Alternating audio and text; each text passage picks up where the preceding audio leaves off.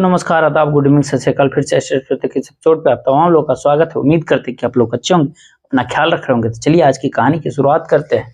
कहते हैं ना कि इस दुनिया के चाहे कोई भी लड़का हो या लड़की, जब जवानी के दहलीज पे कदम रखते हैं वो, तो सबसे ज्यादा अपने आने वाले भविष्य को लेकर के वो चिंतित रहते हैं।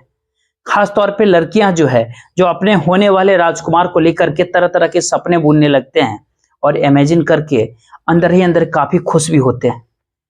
और आज की जो कहानी हम आपको बताने वाले हैं उसमें आने वाले राजकुमार को लेकर के एक लड़की जो सपने देखते हैं, लेकिन उसके जीवन में एक ऐसा मोड़ आता है जहां पर वो अपने ससुराल न जा करके सीधे जेल के भीतर पहुंच जाते हैं। वाकई में जो आज की जो कहानी मैं आपको बताने वाला हूं, ये आपको भी कहीं ना कहीं सोचने और समझने पे मजबूर कर देगी। नमस्कार, मेरा नाम है जितेंद्र कुमार और आप देख रहे हैं स्टडी सफर तक। आज की जो सच्ची घटना मैं आपको सुनाने वाला हूं, दरअसल यह घटना जो है ये उत्तर प्रदेश की है। उत्तर प्रदेश राज्य का एक जिला पड़ता है हरदोई, और इसी हरदोई का एक थाना लगता है संडीला, और इसी संडीला थाने के अंतर्गत एक गांव पड़ता है इमिलियाबाग, और इसी इमिलियाबाग गांव का रहने वाला हरिराम गुप्ता होते हैं। हरिराम की पत्नी कुछ साल पहले ही इस दुनिया को अलविदा कह चुकी है। हरिराम के टोटल 5 बच्चे हैं, जिसके में 3 बेटा है और 2 बेटियां हैं। बहुत बड़ा बेटा जो है वेद प्रकाश होता है, दूसरा जो बेटा होता है ज्ञान प्रकाश होता है, तीसरा बेटा सर्वेश होता है, चौथी बेटी वैष्णवी होती है, और सबसे छोटी बेटी जो होती है उसके नाम लक्ष्मी होता है। हरिनाम का बड़ा बेटा जो वेद प्रकाश होता है अपने घर के अंदर किराना का दुकान करता है, और पिता और छोटे भाई ज्ञान प्रकाश के सहयोग से दुकान को चलाता है। हरिराम अपने छोटे बेटे सर्वेश के लिए एक पिकअप खरीद देता है, और सर्वेश भी अपने पिकअप से लगभग ठीक ठाक पैसे कमा लेता है। हरिराम अपने पूरे परिवार के साथ बहुत ही खुशहाल तरीके से जीवन जी रहा है। वैष्णवी जो है, जिसकी उम्र करीब करीब 18 साल के करीब है, जो दिखने में बहुत ही खूबसूरत होती है, लेकिन वैष्णवी जैसे ही अपनी जवानी के दहलीज पे कदम रखती है, उसके बाद से ही अपने आने वाले राजकुमार को लेकर के तरह तरह के सपने बुनने लगते हैं। मन ही मन जब ये बोलते हैं तो कुछ दिन का समय बीतता है, तो एक दिन वैष्णवी की मुलाकात जो है वो गोविंदा नाम के व्यक्ति से हो जाता है। गोविंदा जिसका उम्र होता है करीब करीब 21 वर्ष के आसपास, जो वैष्णवी के गांव के बगल के ही अशरफ टोला का रहने वाला होता है। गोविंदा का पिता का नाम होता है संदीप सिंह, माँ का नाम होता है सुशीला। संदीप सिंह के टोटल 4 बेटे हैं, उसमें 2 बेटा और 2 बेटियां हैं। संदीप सिंह अपने बड़ी बेटी का शादी कर चुका है, दूसरा बेटा है गोविंदा, तीसरा बेटा आकाश होता है, और सबसे छोटी बेटी जो होती है उसका नाम सोना होता है। संदीप जो बेहद ही गरीब परिवार से होता है, इसीलिए गोविंदा और उसका भाई आकाश जो है ज्यादा पढ़ाई नहीं कर पाता है, और फिर अपने घर की जिम्मेदारी अपने सर के ऊपर लेता है और अपने ही इलाके की एक गवर्नमेंट दुकान में नौकरी करने लगता है। थोड़े बहुत पैसे कमाता है और अपने परिवार के साथ बहुत ही मुश्किल से मुफलिसी भरी जिंदगी जीता है। एक दिन गोविंदा जब अपने काम करने के लिए जा रहा था, तो रास्ते में उसकी मुलाकात वैष्णवी से हो जाती है। वैष्णवी और गोविंदा की जब पहली बार मुलाकात होती है, तो पहली नजर में ही दोनों एक दूसरे से दिल दे बैठते हैं। उसके बाद से वैष्णवी से बातचीत करने की कोशिश करता है, जब तब गोविंदा को पता चलता है दरअसल वैष्णवी के पास मोबाइल ही नहीं है। अब इसलिए गोविंदा वैष्णवी से कहता है कि मैं तुम्हारे लिए एक मोबाइल खरीद देता हूं। वैष्णवी मोबाइल लेने के लिए तो तैयार हो जाती है, लेकिन साथ ही साथ गोविंदा से ये भी कहती है कि ऐसा मोबाइल लेकर के तुम आना जो अपने घर में मैं कहीं भी छिपा सकूं अपने घर में। इसीलिए गोविंदा जब मार्केट के भीतर जाता है, तो मार्केट से एक बटन फीचर वाला सेलफोन खरीदता है और ला करके वैष्णवी को दे देता है। उसके बाद से गोविंदा और वैष्णवी के बीच अक्सर फोन के जरिए बातचीत करना शुरू करते हैं। बात मैं आपसे कर रहा हूं 2 जनवरी 2019 के दोपहर के करीब 2-3 बजे के आसपास, जब गोविंदा अपने घर पे आता है, बहुत मायूस हालत में होता है। उसकी बहन जब इस बारे में पूछताछ करती है गोविंदा से, तो गोविंदा कुछ कहता भी नहीं है, लेकिन उसकी माँ जब खाने के लिए पूछती है, गोविंदा खाना भी नहीं खाता है, और करीब करीब 5 बजे के आसपास अपने घर से बाहर निकल जाता है। लेकिन देर शाम तक गोविंदा घर पर वापस नहीं लौटता। गोविंदा के पिता संदीप सिंह जो है उसके नंबर पे कॉल करते हैं, लेकिन अब गोविंदा का नंबर स्विच ऑफ बताता है। उसके बाद से गोविंदा का पूरा परिवार उसकी हर जगहों पे तलाश करते हैं, लेकिन इसके बावजूद भी गोविंदा का कहीं कुछ अता पता नहीं चलता है। देखते ही देखते करीब करीब 1 दिन का समय भी बीत जाता है, इसके बावजूद भी गोविंदा के पिता ना तो थाने में जाता है और ना ही अपने बेटे का गुमशुदगी का रिपोर्ट दर्ज करवाता है। लेकिन जैसे ही एक दिन का समय बीत जाता है, 4 जनवरी 2019 को सीतापुर जिला के संदना थाने के अंतर्गत पुलिस को एक लाश बरामद होती है।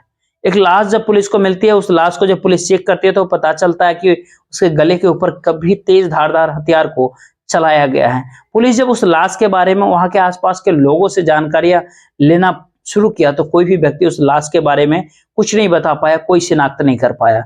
इसीलिए पुलिस उसका एक फोटो लेकर के एरिया के तमाम जिलों के अंदर जो व्हाट्सएप ग्रुप है उस पर शेयर कर देते हैं। जैसे फोटो वायरल होता है, 4 जनवरी 2019 का वो फोटो जो है इधर गोविंदा के छोटे भाई आकाश के व्हाट्सएप पर भी पहुंच जाता है। आकाश जब उस फोटोग्राफ्स को देखता है, देख करके इस प्रकार से घबराता है, चीखता चिल्लाता है और भागते दौड़ते अपने घर पे पहुंचता है और जाकर के वो फोटो अपने माता पिता को दिखाता है। अब जैसे ही गोविंदा के माता पिता उस फोटोग्राफ्स को देखते हैं, रोते बिलखते संडीला थाने के अंतर्गत जो संडीला थाना होता है वहां पहुंचते हैं। उस फोटो को दिखा करके पुलिस वालों को कहता है कि ये लड़का कोई और नहीं, दरअसल मेरा बेटा है, गोविंदा है। ये गोविंदा जो 2 तारीख से ही लापता है। जब ये पूरी सारी बातें संडीला थाने के अंतर्गत जो संडीला थाने के पुलिस जो होते हैं उसको जब संदीप सिंह से जो कहता है पुलिस कि आप तुरंत ही संडीला थाने में जाइए, आपकी जाकर के अपनी लाश को, डेड बॉडी को शिनाख्त कीजिए, तो उसके बाद हम कुछ कार्रवाई कर सकते हैं। 4 जनवरी को अपने पूरे परिवार के साथ संडीला थाने में संदीप सिंह जाता है और उस पुलिस जब उस लाश को दिखाता है, देख करके शिनाख्त कर लेता है संदीप सिंह। उसके बाद से संदीप सिंह 5 जनवरी 2019 को संडीला थाने में पहुंचता है। तब जाकर के पुलिस जो है हत्या का मुकदमा दर्ज कर लेती है। पुलिस हत्या का मुकदमा दर्ज करने के बाद जो है इस केस की छानबीन करना शुरू करती है।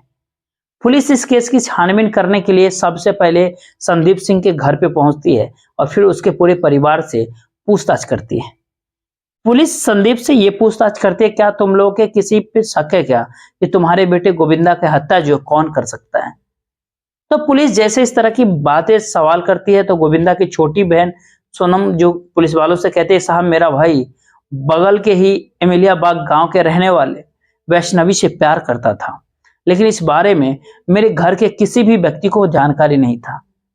सोनम जैसे इस तरह की बातें पुलिस वालों को कहती है। पुलिस अपने दलबल के साथ सोनम के ही कहने पे इमिलिया बाग गांव के रहने वाला हरिराम के घर पर पहुंचती है और फिर हरिराम से गोविंदा के बारे में पूछताछ करती है। हरिराम कहता है कि साहब गोविंदा मेरे घर पे नहीं आया था, लेकिन पुलिस को कहीं ना कहीं हरिराम के ऊपर शक हो जाता है। इसीलिए पुलिस अब गोविंदा के मोबाइल का आखिरी लोकेशन ढूंढता है। जब आखिरी लोकेशन को चेक करता है तो पुलिस को पता चलता है गोविंदा का मोबाइल का आखिरी लोकेशन हरिराम के घर के आसपास का ही दिखाई पड़ता था। अब पुलिस इसी डिटेल्स के आधार पर जो है हरिराम को अपने कस्टडी में लेती है और फिर हरिराम से गोविंदा की हत्या के बारे में सख्ती दबाव दे करके पूछताछ करती है। तो पुलिस जैसे ही अपना दबाव सख्ती दिखाना शुरू करती है, आखिरकार हरिराम मजबूर होकर के अपनी पूरी सच्चाई को कबूल करता है। लेकिन हरिराम जब इस हत्या की पूरी कहानी को बयां करता है तो पुलिस हरिराम के ही कहने पे और भी कई लोगों के अपने कस्टडी में लेती है। दरअसल गोविंदा और वैष्णवी के बीच में जब प्रेम प्रसंग की शुरुआत होती है तो दोनों एक दूसरे से बेपनाह मोहब्बत करने लगते हैं।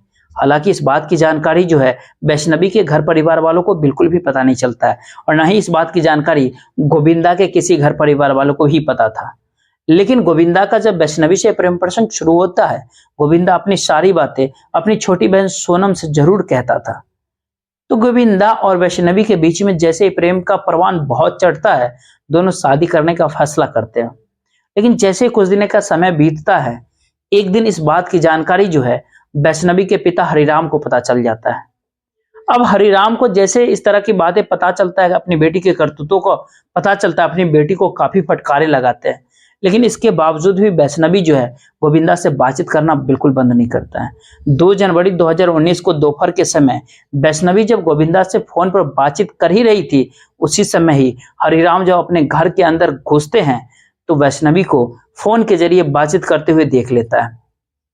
इसी कारण से हरिराम इस कदर से गुस्सा में आ जाता है उसी वक्त कि तुरंत ही वैष्णवी से मोबाइल छीन करके उसको तोड़ देता है। लेकिन मोबाइल को छीन करके जब वो तोड़ता है, इधर इस बात की जानकारी गोविंदा को भी पता चल जाता है। गोविंदा को अब इस बात का डर सताने लगता है कहीं हरिराम वैष्णवी के साथ कोई उल्टा सीधा न कर दे। इसीलिए गोविंदा दोपहर के समय ही अपने घर पर आ जाता है। घर पे जब वो आता है काफी मायूस होता है, उदास होता है, क्योंकि गोविंदा को कुछ समझ ही नहीं आता कि आखिरकार वो आगे अब करे तो फिर क्या करे। लेकिन घर पे वो जब पहुंचता है, उसकी माँ जब उसके बारे में पूछताछ करती है तो कुछ भी वो कहता भी नहीं। लेकिन जब माँ उसके खाना देने की बात करता है, गोविंदा खाना भी नहीं खाता है। शाम के करीब 5 बजे के आसपास जब अपने घर से वो निकलता है, सीधे वैष्णवी के घर पर ही जाता है। जब वैष्णवी के घर पर पहुंचता है तो उसकी मुलाकात वैष्णवी के पिताजी हरिराम से हो जाती है। गोविंदा वैष्णवी को लेकर के हरिराम से झगड़े करना शुरू कर देता है। जब लड़ाई झगड़े गोविंदा को काफी हरिराम गोविंदा को समझाने का प्रयास करता है, लेकिन दोनों के बीच में जैसे ही लड़ाई झगड़े होने शुरू हो जाता है, हरिराम के तीनों बेटे भी वहां पर पहुंच जाता है। अब हरिराम और उसके तीनों बेटे गोविंदा को पकड़ करके अपने घर के अंदर बंद कर देता है। गोविंदा को जब समझाने की कोशिश करते हैं तो गोविंदा कहता है कि अगर मैं शादी करूंगा तो सिर्फ और सिर्फ वैष्णवी से ही करूंगा। अगर तुम लोग इस शादी के लिए राजी नहीं होगे तो मैं वैष्णवी को यहाँ से भगा करके ले जाऊंगा। गोविंदा जब अपनी पूरी जिद पर अड़ जाता है, इस वजह से अब हरिराम को अपनी इज्जत का डर सताने लगता है। अब हरिराम को लगता है कि शायद अब वो गोविंदा के कारण ही समाज में किसी को मुंह तक नहीं दिखा पाएगा। इसलिए आनन फानन में ही सबके सब मिलकर के एक नया फैसला ले लेता है। तुरंत ही गोविंदा का जो हाथ और पैर बांध देता है और उसके मुंह पे एक कपड़ा से बांध देता है और जिंदा ही एक बोरी में वो बंद कर देता है। फिर जाकर के रात होने का समय का इंतजार करता है। जैसे रात का करीब करीब 10 बजता है, उस बोरी को लेकर के सर्वेश के पिकअप पे लोड कर देता है। उसके बाद से हरिराम अपने तीनों बेटों को लेकर के पिकअप वहां से रवाना करता है। पिकअप को भगाते भगाते रात्रि के करीब करीब 12 बजे के आसपास सीतापुर जिला के अंतर्गत संगना थाने के अंतर्गत पहुंचता है, जहाँ पे सुनसान जो जगह मिलता है वहां पे गाड़ी रोकता है। उस बोरी से गोविंदा को बाहर निकालते हैं और अपने साथ लाए एक तेज धारदार हथियार को गोविंदा के गले के ऊपर चला देता है, जिसके कारण से गोविंदा की वहीं पे मौत हो जाती है। उसके बाद से सब के सब अपने घर वापस आ जाते हैं। दरअसल गोविंदा जब हरिराम के घर पर पहुंचा था, हरिराम का पूरा परिवार मिलकर के गोविंदा की जब पिटाई कर रहा था, उस समय वैष्णवी भी वहां पे मौजूद थी, लेकिन वैष्णवी भी इसका कोई विरोध तक नहीं करती है। वाकई में हरिराम जब इस पूरी कहानी को कहता है, पुलिस हरिराम के ही कहने पे उसके तीनों बेटों और वैष्णवी इन चारों को भी अपने कस्टडी में लेकर के आती है। फिलहाल पुलिस ने इन तमाम आरोपियों को अपने कस्टडी में लेकर इन सब पे गंभीर धाराओं में मुकदमा दर्ज करके जेल भेज दिया है। दोस्तों, इस पूरी घटना को सुनाने का उद्देश्य आपको परेशान करना नहीं था, आपका दिल दुखाना नहीं था। आप क्या सोचते हैं इस घटना के बारे में? आप अपनी राय जरूर दीजिएगा। जय हिंद, जय भारत।